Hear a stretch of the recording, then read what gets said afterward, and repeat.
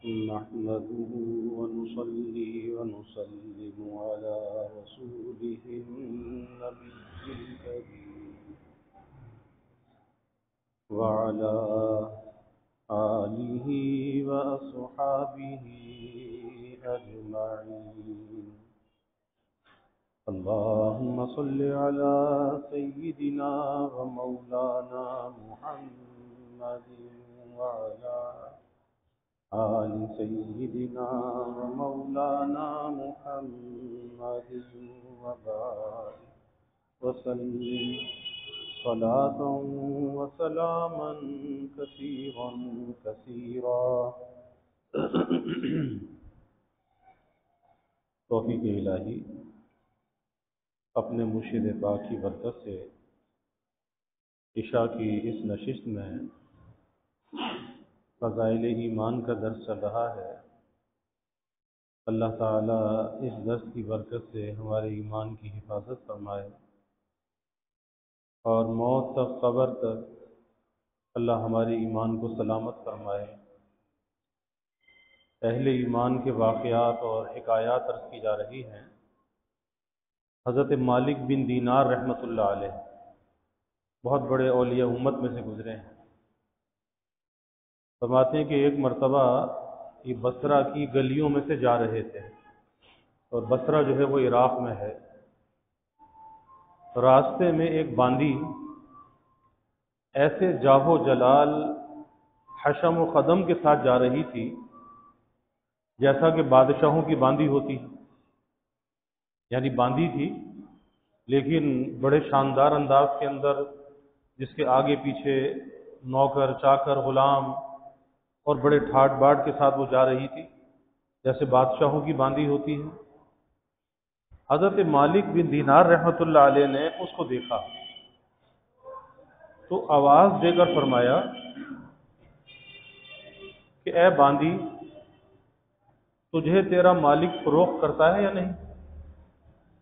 تجھے تیرا مالک فروخت کرتا ہے یا نہیں؟ وہ باندی اس فقرے کو سن کر حیران رہ گئی. کہنے لگی کیا کہا؟ ذرا پھر کہو. تو انہوں نے پھر کہا کہ تجھے تیرا مالک فروخت کرتا ہے یا نہیں؟ اس نے کہا اگر وہ فروخت بھی کر لے تو کیا تجھ جیسا فقیر خرید سکتا ہے؟ یعنی میں تو بادشاہ کی باندی ہوں اور تو ایک غریب آدمی، تو تیرے جیسا فقیر کیسے خرید سکتا ہے؟ فرمانے لگے کہ ہاں، اور تجھ سے بہتر خرید سکتا ہوں، یعنی میں تجھ سے بھی بہتر باندی خرید سکتا ہوں.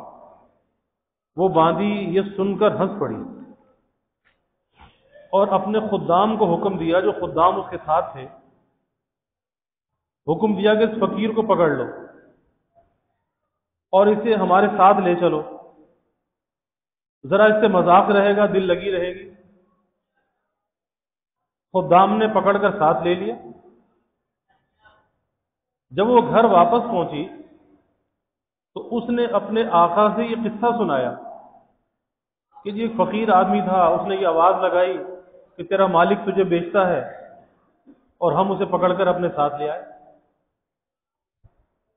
تو اپنے آقا کو یہ قصہ سنایا، وہ بھی سن کر بہت ہنسا اور ان کو اپنے سامنے لانے کا حکم دیا. حضرت مالک بن دینار رحمۃ اللہ علیہ کو اپنے سامنے لانے کا حکم دیا. اور بڑا نصیحت آموز یہ واقعہ ہے. جب یہ سامنے پیش کیے گئے تو اس آقا کے دل پر ایک ہیبت سے ان کی چھا گئی. اب یہ اللہ والوں کا ایک خدا داد اور روب ہوتا ہے. اب وہ ہیبت، حالانکہ ایک فقیر آدمی، کہاں وہ بادشاہ، وہ حاکم، کہاں فقیر، لیکن بادشاہ کے دل پر ایک ہیبت چھا گئی. وہ کہنے لگا آپ کیا چاہتے ہیں؟ انہوں نے فرمایا کہ تو اپنی باندی میرے ہاتھ فروخت کر دے. اپنی باندی میرے ہاتھ فروخت کر دے. اس نے پوچھا کہ آپ اس کی قیمت دے سکتے ہیں؟ حضرت مالک بن دینار رحمۃ اللہ علیہ نے فرمایا میرے نزدیک اس کی قیمت کھجور کی 2 بھیجی ہوئی گٹھلیاں ہیں. 2 بھیجی ہوئی، یعنی جیسے گٹھلی کو پانی میں بھگو دیا جائے تو 2 بھیجی ہوئی گٹھلیاں ہیں. یہ سن کر سب ہنسنے لگے کہ یہ کوئی بابا تو پاگل ہے، ایسی باندھی اور 2 کھجور کی گٹھلیاں، اس کی قیمت لگا رہا ہے. اس نے پوچھا، مالک نے پوچھا، تم نے یہ قیمت کس مناسبت سے تجویز کی ہے؟ بھائی جو چیز سودا خرید رہے ہو تو کوئی مناسبت بھی ہے اس قیمت کی، کس مناسبت سے یہ تجویز کی ہے؟ انہوں نے فرمایا کہ اس میں عیب بہت ہیں، اس باندھی میں عیب بہت ہیں. اس نے پوچھا کہ اس میں کیا عیب ہے؟ اب یہ نصیحت کی باتیں ہیں ساری، ہر انسان کے لیے، کیونکہ انسان کے اندر تکبر ہوتا ہے، بڑائی ہوتی ہے، اور انسان اپنی حقیقت سے غافل ہوتا ہے. تو یہ ساری باتیں وہ ہیں جو اسے اپنی حقیقت یاد دلاتی ہیں. فرمانے لگے کہ پوچھا نا کہ اس کے اندر عیب کیا کیا ہے، تو فرمانے لگے کہ اگر عطر نہ لگائے تو بدن سے بدبو آنے لگے. یہ بھی خرابی ہے، یہ بھی عیب کی بات ہے کہ اگر عطر نہ لگائے تو بدن سے بدبو آنے لگے. اگر دانت صاف نہ کرے تو منہ میں سے سڑاہند آنے لگے. اگر بالوں میں تیل کنگھی نہ کرے تو وہ پریشان حال ہو جائیں اور جوئیں اس پہ پڑ جائیں اور سر میں بو آنے لگے. اور ذرا عمر زیادہ ہو جائے تو بوڑھی بن جائے گی، عمر زیادہ ہو گئی تو بوڑھی بن جائے گی، تو پھر منہ لگانے کے قابل بھی نہ رہے. پھر فرمایا کہ حیض اس کو آتا ہے، پیشاب پخانہ یہ کرتی ہے، ہر قسم کی گندگیاں، تھوک، سنک، رال، ناک کے چوہے وغیرہ اس میں سے نکلتے رہتے ہیں، اور غم اور رنج اور مصیبتیں اس کو پیش آتی رہتی ہیں. اور خود غرض اتنی ہے، اب اس کی حقیقت کو بیان کر رہے ہیں، خود غرض اتنی ہے کہ محض اپنی غرض سے تجھ سے محبت ظاہر کرتی ہے، اپنی غرض سے تجھ سے محبت ظاہر کرتی ہے کہ میں تو تجھ سے بڑی محبت کرنے والی ہوں، لیکن محبت نہیں ہے، وہ غرض ہے. ایک مالدار آدمی ہے، اس کے ساتھ زندگی عیش و عزت کی گزر رہی ہے، تو اپنی غرض سے تجھ سے محبت ظاہر کرتی ہے، محض اپنے راحت و آرام کی وجہ سے تجھ سے الفت جتاتی ہے، محبت اور الفت جتاتی ہے. آج کوئی تکلیف تجھ سے پہنچ جائے، ساری محبت ختم ہو جائے. انتہائی بے وفا، کوئی قول قرار پورا نہ کرے، اس کی ساری محبت جھوٹی ہے، ساری محبت جھوٹی ہے. کل کو تیرے بعد تو دنیا سے چلا جائے گا، تیرے بعد کسی دوسرے کے پہلو میں بیٹھے گی، تو اس سے بھی، تو اس سے بھی، جس کی پہلو میں بیٹھے گی تیرے بعد، تو اس سے بھی ایسی ہی محبت کے دعوے کرنے لگے گی جیسے تجھ سے محبت کے دعوے کرتی ہے. پھر فرمایا یہ تو اس کی حقیقت ہے جو تیری باندھی ہے. فرمانے لگے کہ میرے پاس اس سے 1000 درجے بہتر باندھی ہے، میرے پاس اس سے 1000 درجے بہتر باندھی ہے جو اس سے نہایت کم قیمت ہے. وہ کافور کے جوہر سے بنی ہے، مشک اور زعفران کی ملاوٹ سے پیدا کی گئی ہے، اس پر موتی اور نور لپیٹا گیا ہے. اگر کھارے پانی میں اس کا آب دہن ڈال دیا جائے، اس کا تھوک، اس کا لعاب دہن کھارے پانی میں ڈال دیا جائے تو وہ میٹھا ہو جائے، اور مردہ سے اگر وہ بات کرے تو اس کو زندہ ہو جائے، مردہ زندہ ہو جائے. اگر اس کی کلائی، یہ جو کلائی ہے، اس کی کلائی آفتاب کے سامنے کر دی جائے تو آفتاب بے نور ہو جائے اور گہن جائے. یہ سورج لاکھوں میل کے فاصلے پر ہے اور ساری دنیا کو اس نے روشن کیا ہوا ہے، لیکن اگر اس کی کلائی کو اس آفتاب کے سامنے کر دیا جائے تو اس کی ساری روشنی ماند پڑ جائے، بے نور ہو جائے اور ایسا ہو جائے جیسے گہن لگ جاتا ہے. اگر وہ اندھیرے میں آ جائے تو سارا گھر روشن ہو جائے، چمک جائے. اگر وہ دنیا میں اپنے زیب و زینت کے ساتھ آ جائے، بناؤ سنگار کے ساتھ، زیب و زینت کے ساتھ دنیا میں آ جائے تو سارا جہان معطر ہو جائے، پوری دنیا کے اندر خوشبو پھیل جائے اور یہ سارا عالم، یہ ساری دنیا چمک جائے. اس باندی نے مشک و زعفران کے باغوں میں پرورش پائی. کہاں پرورش پائی ہے؟ مشک و زعفران کے باغوں میں پرورش پائی ہے، اور یاقوت اور مرجان کی ٹہنیوں میں وہ کھیلی ہے. ہر طرح کی نعمتوں کے خیموں میں اس کا محل سرائے ہے. اس کا جو محل ہے اس میں ہر طرح کی جو خیمہ جہاں اس کا محل ہے، ہر طرح کی نعمتیں اس کے اندر موجود ہیں. تسنیم جو جنت کی نہروں میں سے ایک نہر ہے، اس کا وہ پانی پیتی ہے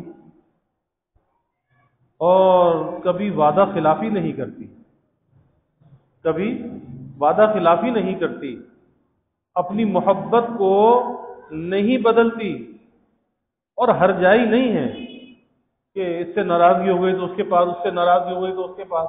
ہرجائی نہیں ہے، یہ ہرجائی پنا ہے، کبھی وہاں کبھی وہاں کبھی وہاں. تو وہ ہرجائی بھی نہیں ہے، نہ محبت بدلتی ہے نہ وعدہ خلاف ہے. اور دنیا میں یہ ساری خرابیاں ہیں، یہاں محبتیں بھی بدل جاتی ہیں، یہاں پر وعدہ خلافی بھی ہو جاتی ہے. اب سوال کیا، ادھر اس کی وہ خرابیاں، وہ عیب، ادھر اس کی یہ خوبیاں. اب سوال کیا کہ تم ہی بتاؤ کہ قیمت خرچ کرنے کے اعتبار سے کون سی باندی زیادہ موزوں ہے؟ کہ تمہاری تو بہت مہنگی باندی ہے نا، اور یہ تو میں کہتا ہوں کہ بہت سستی ہے. تو قیمت خرچ کرنے کے اعتبار سے کون سی باندی زیادہ موزوں ہے؟ تو سب نے کہا کہ بھئی وہی باندی جس کی آپ نے خبر دی ہے، وہ سب سے بہتر باندی ہے. آپ نے فرمایا کہ اس باندی کی قیمت ہر وقت، ہر زمانے میں، ہر شخص کے پاس موجود ہے. اس باندی کی قیمت ہر وقت، ہر زمانے میں اور ہر شخص کے پاس موجود ہے. لوگوں نے پوچھا کہ اس کی قیمت کیا ہے، کیا قیمت ہے؟ آپ نے فرمایا اتنی بڑی اہم اور عالیشان چیز کے خریدنے کے لیے بہت معمولی قیمت ادا کرنی پڑتی ہے. عالیشان، اہم اور قیمتی، لیکن قیمت بہت معمولی. اور وہ قیمت یہ ہے، رات کا تھوڑا سا وقت فارغ کر کے صرف اللہ جل شانہ کے لیے کم از کم 2 رکعت تہجد کی پڑھ لی جائے. تھوڑا سا وقت فارغ کر لے اللہ کے لیے، اللہ کو راضی کرنے کے لیے، کیونکہ وہ بے وفا نہیں ہے، اس کی محبت بدلتی نہیں ہے. جس کو اللہ نے جس کے لیے اس کو بنا دیا ہے نا، اس کے انتظار میں ہے. تو قیمت کیا ہے کہ رات کا تھوڑا سا وقت فارغ کر کے کم از کم 2 رکعت تہجد کی پڑھ لی جائے. اور تہجد کا جو وقت ہے عشاء کے فرضوں کے بعد سے شروع ہو جاتا ہے. تہجد کا جو افضل وقت ہے وہ تو رات کا اخیر حصہ ہے، لیکن اگر رات کے اخیر حصے میں کوئی بیدار نہ ہو سکے تو وہی عشاء کے فرضوں کے بعد 2 رکعت، 4 رکعت، 8 رکعت، یا کم از کم 4 رکعت تو پڑھ لے تہجد کی نیت سے. پھر اللہ رات پہ ہمت دے اٹھنے کی تو رات کے اخیر حصے میں بھی پڑھ لے. تو 2 رکعت تہجد پڑھ لی جائے. اور دوسرے یہ کہ جب تم کھانا کھانے بیٹھو، جب کھانا کھانے بیٹھو کسی غریب محتاج کو بھی یاد کر لو، اور اللہ جل شانہ کی رضا کو اپنی خواہشات پر غالب کر دو۔ اب یہ سارے وہ طریقے بتا رہے ہیں حضرت مالک بن دینار رحمۃ اللہ علیہ، کہ جس سے وہ جو جنت کی باندھی ہے وہ مل جائے۔ کسی غریب محتاج کو بھی یاد کرنا، یہ نہیں کہ خود تو نعمتیں کھائے اور غریب کو بھلا دے، پڑوسی کو بھلا دے، کسی سائل کو دھتکار دے، نہیں، دوسروں کا خیال کرو۔ اور اپنی خواہشات کو اللہ کی خواہشات کے تابع کر دو، اللہ کی خواہشات کو غالب کر دو، اپنی خواہشات کو مغلوب کر دو۔ اور راستے میں کوئی تکلیف دینے والی چیز، کانٹا، اینٹ، پتھر وغیرہ پڑی ہوئی دیکھو، اس کو ہٹا دو۔ آج تو لوگ وجہ ہٹانے کو ڈال دیتے ہیں، گھر کا کوڑا کرکٹ نکالا تو راستے میں ڈال دیا، اوپر سے گھروں سے شاپر پھینک دیے۔ نہیں، بلکہ ثواب کس میں ہے کہ اذیت دینے والی کوئی چیز راستے میں نظر آتی ہے اس کو ہٹا دو، ایک طرف کر دو۔ بس اتنی سی معمولی سی بات ہے نا، لیکن نیکی بہت بڑی ہے کہ اس شخص نے دوسرے کی راحت کا خیال کیا اور دوسرے کو تکلیف سے بچایا۔ اگر یہ پتھر پڑا ہے، کوئی بھائی مسلمان اس سے ٹھوکر کھا کے گر گیا، اس کی چوٹ لگ جائے گی، تو دوسرے کو اذیت اور تکلیف سے بچانے کے لیے اس نے وہ پتھر ہٹا دیا۔ کوئی کانٹا تھا وہ ہٹا دیا، کوئی چھلکا تھا وہ ہٹا دیا کہ کوئی پھسل کے گر نہ جائے۔ بس یہ نیکی اللہ کو پسند ہے۔ اور دنیا کی زندگی معمولی اخراجات کے ساتھ پورا کر دو، دنیا کی زندگی معمولی اخراجات کے ساتھ پورا کر دو، یعنی دنیا میں اپنی خواہشات کو نہ بڑھاؤ، بلکہ اپنی خواہشات کو کم کرو، ضروریات کے ساتھ زندگی گزارو، خواہشات کے ساتھ زندگی نہ گزارو، کیونکہ ضرورت تو فقیر کی بھی پوری ہو جاتی ہے، حضرت علی کرم اللہ وجہ فرماتے تھے، اور خواہش بادشاہوں کی بھی پوری نہیں ہوتی۔ اپنی خواہشات کو کم کرنا چاہیے، اور زندگی میں سکون لانے کا طریقہ بھی یہی ہے کہ اپنی خواہشات کو کم کر دے اور ضروریات پر اکتفا کرے، اور جو اللہ نے مقدر میں رزق لکھ دیا ہے اس رزق پر راضی رہے، زندگی میں سکون آ جائے گا، ٹھہراؤ آ جائے گا۔ تو زندگی کو معمولی اخراجات کے ساتھ پورا کر دو، اور یہ حقیقت ہے کہ جب آدمی اپنی زندگی کو معمولی اخراجات کے ساتھ پورا کرتا ہے تو پھر ایسے آدمی کے پاس کچھ بچت ہوتی ہے، اور اس بچت کا فائدہ پھر اللہ کی دوسری مخلوق کو بھی ہوتا ہے۔ اور جو آدمی اپنی خواہشات کے تابع زندگی گزارے، اپنے معیار زندگی کو بڑھائے، تو پھر اس کے پاس اپنی ضروریات کو پورا کرنے کے لیے بھی پیسہ نہیں ہوتا، تو بھلا وہ دوسرے کی مدد کیسے کرے گا؟ اس لیے اپنی زندگی کا جو معیار ہے، معیار زندگی، اپنا اسٹیٹس، اس کو نیچے لانا چاہیے، اور جتنا کم سے کم میں گزارا کر سکتا ہو اتنا کرنا چاہیے، اس نیت سے تاکہ کچھ بچ جائے تو دوسروں کی مدد کر دیں۔ اور پھر آگے فرمایا، اپنا غم، اپنی فکر، اپنا غم اور فکر اس دھوکے کے گھر سے ہٹا کر ہمیشہ رہنے والے گھر کی طرف لگا دو۔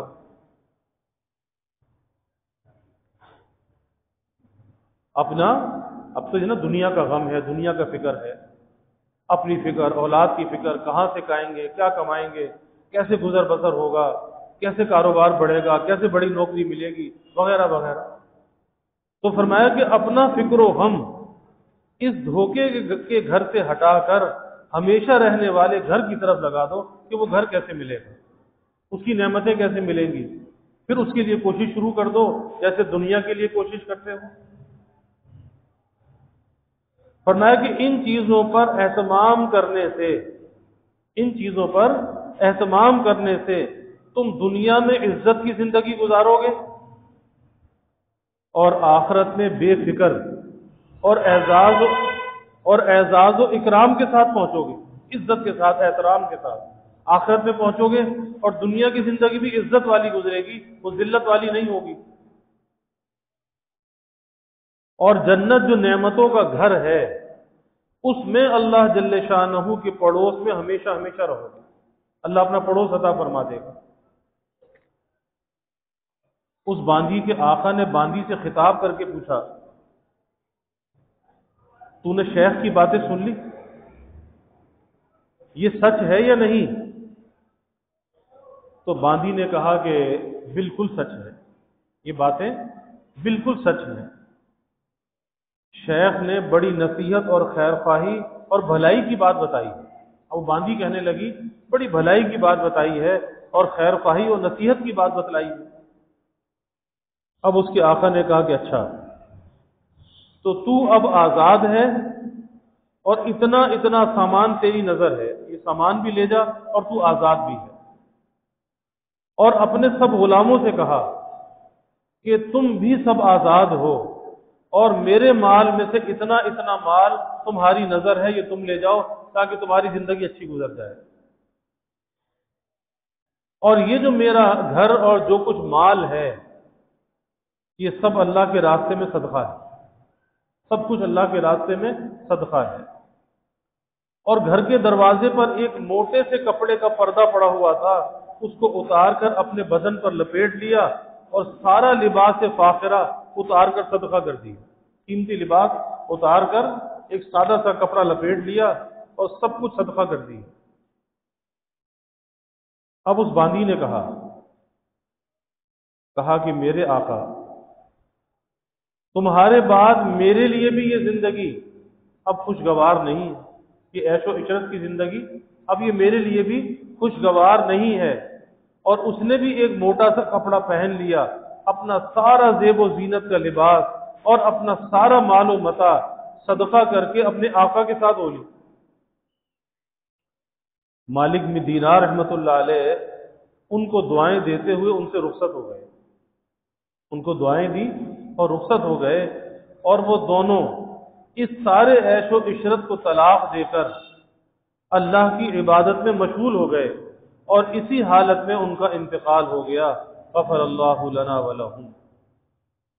تو یہ جنت کی نعمتوں کی طلب میں ایک عجیب واقعہ کہ جس کے دل میں وہاں کی نعمتوں کی طلب لگ جائے پھر وہ دنیا کے عیش و عشرت کو چھوڑ دیتا ہے، دنیا کے مال و متاع کو چھوڑ دیتا ہے، دنیا کی راحت کو چھوڑ دیتا ہے، پھر اس آخرت کی راحت کو وہ ترجیح دیتا ہے۔ اللہ تعالی ہمیں بھی یہ فکر عطا فرما دے۔ وآخر دعوانا الحمد للہ رب العالمین والعاقبۃ للمتقین والصلاة والسلام على اشرف الانبیاء والمرسلین اللهم صل على سيدنا ومولانا محمد وعلى آل سيدنا ومولانا محمد وبارك وسلم۔ ربنا آتنا في الدنيا حسنة وفي الآخرة حسنة وقنا عذاب النار۔ ربنا أتمم لنا نورنا واغفر لنا إنك على كل شيء قدير۔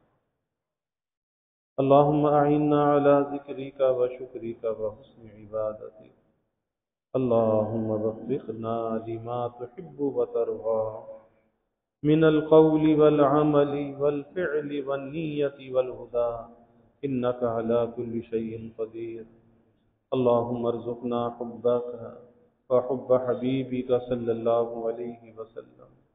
اللهم ارزقنا شهادة في سبيلك واجعل موتنا ببلد رسولك۔ یا اللہ یا رحمان یا رحیم یا کریم یا ارحم الراحمین یا اکرم الاکرمین۔ یا اللہ ہمارے گناہوں کو معاف فرما، یا اللہ ہماری خطایا سے درگزر فرما، اپنی محبت معرفت عطا فرما۔ یا اللہ اپنی رضا والی زندگی نصیب فرما، رضا والے کاموں کی یا اللہ توفیق عطا فرما۔ یا اللہ یہ دنیا کی زندگی یا اللہ آخرت کی تیاری میں گزارنے کا فکر عطا فرما۔ یا اللہ ہمیں رات کی یا اللہ اپنے سامنے کھڑے ہونے کی توفیق عطا فرما دے۔ یا اللہ خلق خدا کے ساتھ بھلائی کرنے والا بنا دے، ہر نیکی کو کرنے والا بنا دے، ہر گناہ سے بچنے والا بنا دے۔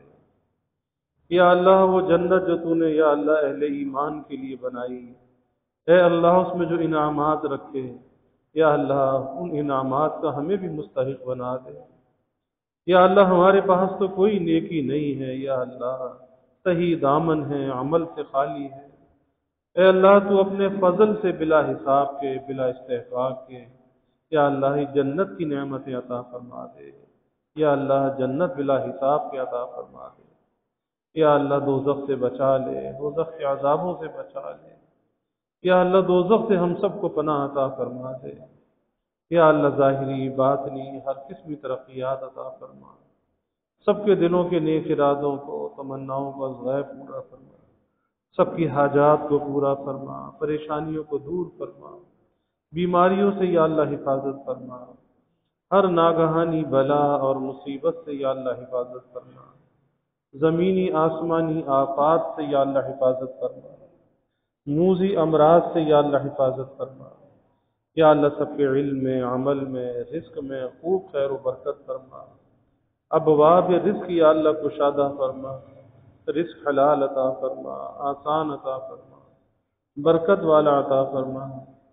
یا اللہ کبھی کسی کو مخلوق کا محتاج نہ بنا، ہمیشہ اپنے در کا سائل اور بھکاری بنا، اپنے در کا منگتا اور سوالی بنا۔ یا اللہ اپنے غیر سے ہماری امیدوں کو قطع فرما، اپنی ذات عالی کا یقین ہمارے دلوں میں پیدا فرما۔ یا اللہ ہر امید کو اپنی ذات سے وابستہ کرنے والا بنا۔ یا اللہ ایمان کی ترقی، اعضاء کی سلامتی عطا فرما، ہر محتاجی معذوری سے یا اللہ ہماری حفاظت فرما۔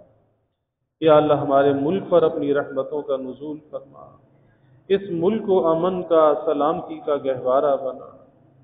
یا اللہ ہر قسم کی بد امنی، بے چینی، بے سکونی کو دور فرما۔ یا اللہ ہر قسم کے انتشار سے، افتراق سے اس ملک کی حفاظت فرما۔ یا اللہ اس ملک میں معاشی، معاشرتی، اخلاقی اور سیاسی استحکام عطا فرما۔ جو اس ملک میں انتشار پھیلانا چاہے اللہ تو اسے تباہ و برباد فرما، اسے نشان عبرت بنا، بے نام و نشان فرما، کیفر کردار تک پہنچا۔ ایسے لوگوں کے وجود سے یا اللہ اس ملک کو پاک فرما۔